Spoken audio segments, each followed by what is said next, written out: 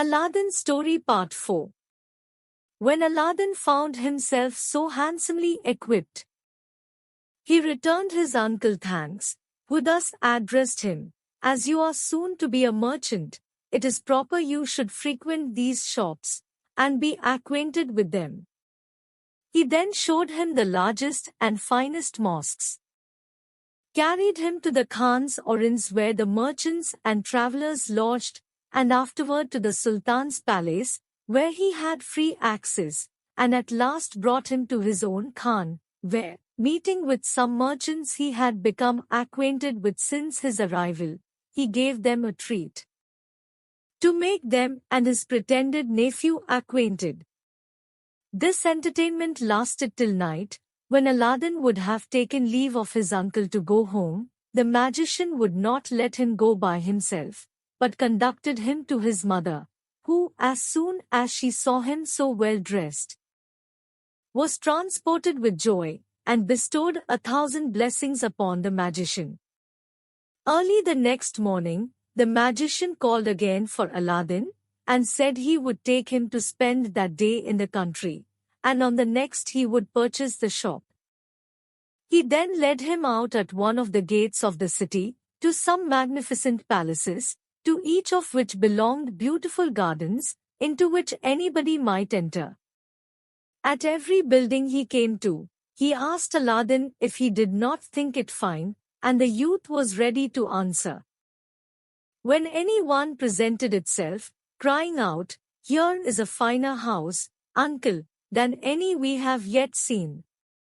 By this artifice the cunning magician led Aladdin some way into the country, and as he meant to carry him further, to execute his design, he took an opportunity to sit down in one of the gardens, on the brink of a fountain of clear water, which discharged itself by a lion's mouth of bronze into a basin, pretending to be tired.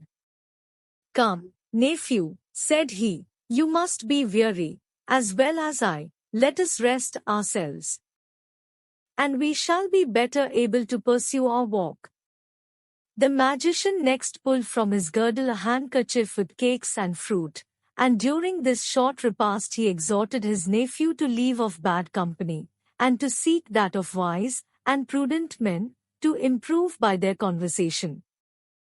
"For," said he, "you will soon be at man's estate, and you cannot too early begin to imitate their example."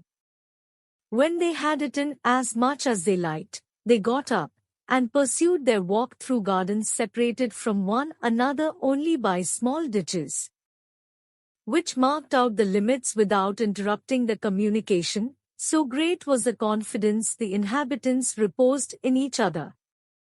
By this means the African magician drew Aladdin insensibly beyond the gardens, and crossed the country till they nearly reached the mountains.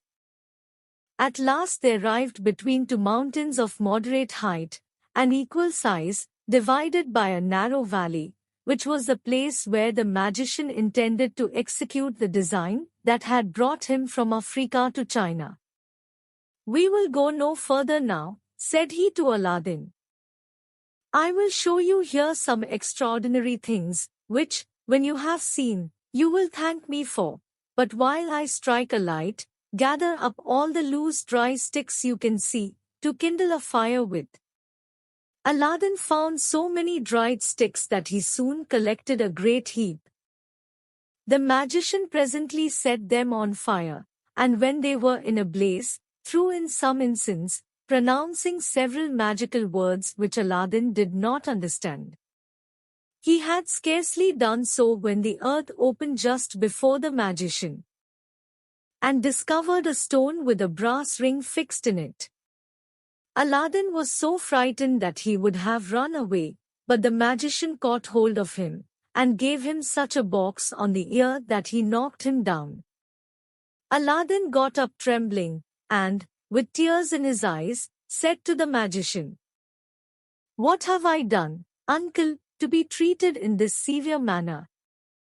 "I am your uncle," answered the magician. "I supply the place of your father, and you ought to make no reply. But child," added he, softening, "do not be afraid. for I shall not ask anything of you, but that you obey me punctually, if you would reap the advantages which I intend you. Know, then, that under this stone there is hidden a treasure, destined to be yours, and which will make you richer than the greatest monarch in the world. No person but yourself is permitted to lift this stone, or enter the cave, so you must punctually execute what I may command, for it is a matter of great consequence both to you and me. Aladdin, amazed at all he saw and heard, forgot what was past, and, rising, said, "Well, uncle, what is to be done? Command me, I am ready to obey." "I am overjoyed, child," said the African magician, embracing him. "Take hold of the ring, and lift up that stone." "Indeed, uncle," replied Aladdin, "I am not strong enough, you must help me." "You have no occasion for my assistance," answered the magician. "If I help you, we shall be able to do nothing. Take hold of the ring and lift it up, you will find it will come easily." Aladdin did as the magician bade him, raised the stone with ease, and laid it on one side. When the stone was pulled up, there appeared a staircase about 3 or 4 feet deep, leading to a door. "Descend, my son," said the African magician, "those steps, and open that door. It will lead you into a palace, divided into 3 great halls. In each of these you will see 4 large brass cisterns placed on each side, full of gold and silver, but take care you do not meddle with them. Before you enter the first hall, be sure to tuck up your robe, wrap it about you, and then pass through the second into the third without stopping. Above all things, have a care that you do not touch the walls, so much as with your clothes, for if you do, you will die instantly. At the end of the third hall, you will find a door which opens into a garden, planted with fine trees loaded with fruit. Walk directly across the garden to a terrace, where you will see a niche before you, and in that niche a lighted lamp. Take the lamp down, and put it out. When you have thrown away the wick and poured out the liquor, put it in your waistband and bring it to me. Do not be afraid that the liquor will spoil your clothes, for it is not oil, and the lamp will be dry as soon as it is thrown out." After these words the magician drew a ring off his finger, and put it on one of Aladdin's, saying, "It is a talisman against all evil, so long as you obey me. Go, therefore, boldly, and we shall both be rich all our lives."